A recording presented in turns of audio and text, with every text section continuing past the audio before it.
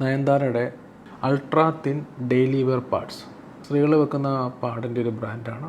നമുക്കറിയാം, അതിൻ്റെ ഫോട്ടോസോടെ വെക്കാം.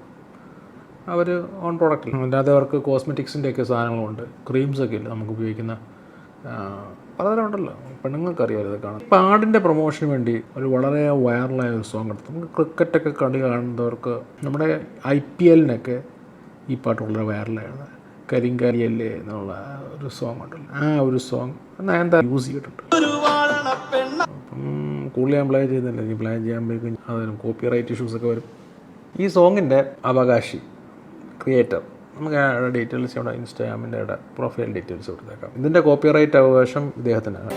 കേരളമാകെ ഏറ്റെടുത്ത പാട്ടായിരുന്നു കരിങ്കാളിയല്ലേ. പിന്നീട് ആവേശം സിനിമ ഇറങ്ങിയതോടെ പാട്ട് വീണ്ടും ഹിറ്റായി. മലയാളത്തിനകത്തും പുറത്തും ആളുകൾ പ്രായഭേദമന്യേ റീൽസ് ചെയ്യാനും തുടങ്ങി. എന്നാൽ ചലച്ചിത്ര താരം നയൻതാരയുടെ കമ്പനി ഈ പാട്ട് സാനിറ്ററി പാഡിന്റെ പരസ്യത്തിന് ഉപയോഗിച്ചതോടെ കഥയാകെ മാറി.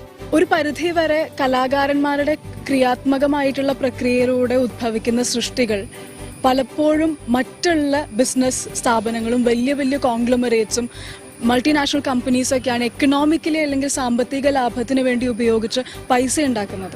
അതിൽ നിന്നൊക്കെ ഒരു ഇത്തിരി മാറി ഇന്റലക്ച്വൽ പ്രോപ്പർട്ടി റൈറ്റ്സിനെ കുറിച്ച് കൂടുതൽ ആളുകൾ സംസാരിക്കാനും അറിയാനും തുടങ്ങിയതിനു ശേഷം കലാകാരന്മാരിലേക്ക് ഈ സാമ്പത്തികമായിട്ടുള്ള അവകാശം, അധികാരം വീണ്ടും തിരിച്ചെത്തുകയാണ് ചെയ്യുന്നത്. പരസ്യത്തിനല്ലാതെ പാട്ട് ഉപയോഗിക്കുന്നതിൽ തെറ്റില്ല. ഈ ഒരു സംഭവം ഞങ്ങൾക്ക് വളരെയധികം സാമ്പത്തിക നഷ്ടമാണ് ഉണ്ടാക്കിയുള്ളത്. കാരണം ഇന്ത്യയിലെ 2 പ്രമുഖ ബ്രാൻഡുകളുടെ ഒരു കോൺട്രാക്ട് സൈൻ ചെയ്യാനിരിക്കെ ഇവരുടെ ഈ ഒരു പ്രൊമോഷൻ വീഡിയോ വരികയും അവർ ഈ ഒരു കോൺട്രാക്റ്റിൽ നിന്ന് പിന്മാറുകയാണ് ഉണ്ടായത്.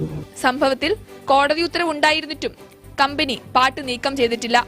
നിയമ നടപടിയുമായി മുന്നോട്ട് പോകാനാണ് അക്രയുടെ തീരുമാനം. ഒരു ക്രിയേറ്ററിനെ സംബന്ധിച്ച് അയാളുടെ പൂർണ്ണ അവകാശതയുള്ളതാണ്, അതായത് കോപ്പിറൈറ്റ് അദ്ദേഹത്തിൻ്റെ കൈവശമുള്ളത്.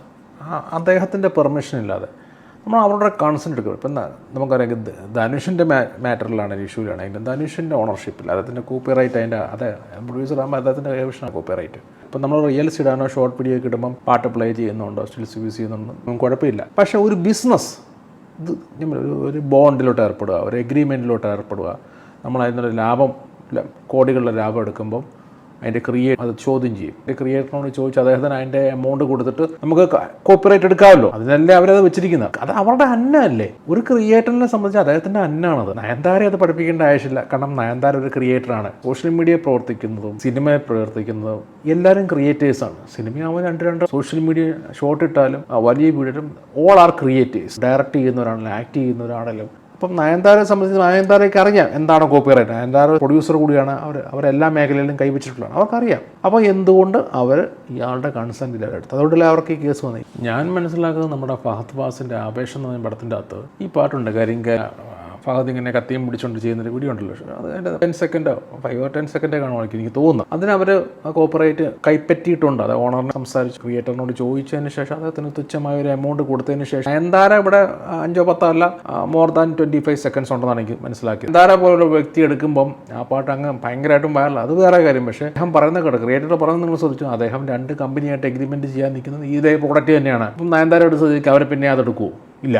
കാരൻ്റെ കോമ്പൻസേഷൻ ആര് കൊടുക്കും? അവർ ഒഴിഞ്ഞു. സ്വാഭാവികമായിട്ട് അവർ ഒഴിഞ്ഞപ്പോൾ പിന്നെ നയൻതാര സമാധാനം പറഞ്ഞേ പറ്റുള്ളൂ. കാരണം നയൻതാര വീട്ടിലായിരുന്നെങ്കിൽ അയാളത് വലിയ അവർ നോക്കുമ്പോൾ നയൻതാര പോലൊരു ആർട്ടിസ്റ്റ് അവരുടെ പ്രോഡക്റ്റിൽ അത് യൂസ് ചെയ്ത് പിന്നെ ഞങ്ങൾ അങ്ങനെ അത് യൂസ് ചെയ്യും, ഒരു ചോദ്യം വരില്ലേ? ധനുഷിൻ്റെ കാര്യത്തിൽ പറഞ്ഞ് നയൻതാര പറഞ്ഞൊരു മാന്യത വേണം, അത് വേണം, ഇതൊക്കെ വേണമെന്ന് പറയുന്നുണ്ട്. പക്ഷേ ഇപ്പം നയൻതാര ഈ ചെറുപ്പക്കാരൻ്റെ ഇദ്ദേഹത്തിൻ്റെ എടുക്കുമ്പോൾ അദ്ദേഹത്തോട് ചോദിക്കുന്ന പോലും ഇല്ല. അപ്പോൾ ഈ മാന്യതയൊന്നും എവിടെയാണ്? ഞാൻ പറയുന്നത് നമ്മുടെ വീടിൻ്റെ അടുത്ത് അയലക്കത്തെ വീട്ടിൽ സഹോദരൻ്റെ കാർ കിടക്കുക, സഹോദരൻ്റെ കാർ കിടക്കുന്നത്, നമ്മൾ അവരുടെ പെർമിഷൻ ഇല്ലാതെ ആ കാർ കൊണ്ട് നമ്മുടെ വീട്ടിൽ ഇട്ട് നമ്മൾ ഡ്രൈവിംഗ് പഠിക്കുകയാണ്. അതിനുശേഷം തിരിച്ചു കൊണ്ടിടുകയാണ്. പിന്നീട് അയാൾ അറിയുന്ന അയാളുടെ വണ്ടിയിലാണ് ഇത്ര നാൾ പഠിച്ചെന്നുള്ളൂ. നമ്മൾ പറയണം അത് ഞാൻ ഡ്രൈവിംഗ് പഠിക്കാൻ എടുത്തതല്ലേ ഉള്ളൂ, നിങ്ങളുടെ കാർ ഞാൻ തിരിച്ചു കൊണ്ട് തന്നിട്ടില്ലേ എന്ന് ചോദിച്ചു കഴിഞ്ഞാൽ എന്ത് മനോഭാവമായിരിക്കും? നിങ്ങൾ അത് കംപ്ലയിൻറ്റ് ചെയ്യത്തില്ലേ? എത്ര സൗഹൃദമാണല്ലോ, ആ സൗഹൃദം ഉടയില്ലേ? നിങ്ങളോട് ചോദിക്കാനുള്ളൊരു മര്യാദയില്ലേ? നിങ്ങളുടെ വണ്ടി എടുക്കുമ്പോൾ ആ വണ്ടി യൂസ് ചെയ്യുന്നതിൻ്റെ അകത്ത് അതൊരു വലിയ ചോദ്യമാണ്. ഇതിലെ കോപ്പിറൈറ്റ് വെച്ചിരിക്കുന്നത് തന്നെ ഒരു ക്രിയേറ്ററിന് അവൻ്റെ അവകാശങ്ങളെ പ്രൊട്ടക്റ്റ് ചെയ്യാൻ വേണ്ടിയാണ് കോപ്പിറൈറ്റ് വെച്ചിരിക്കുന്നത്.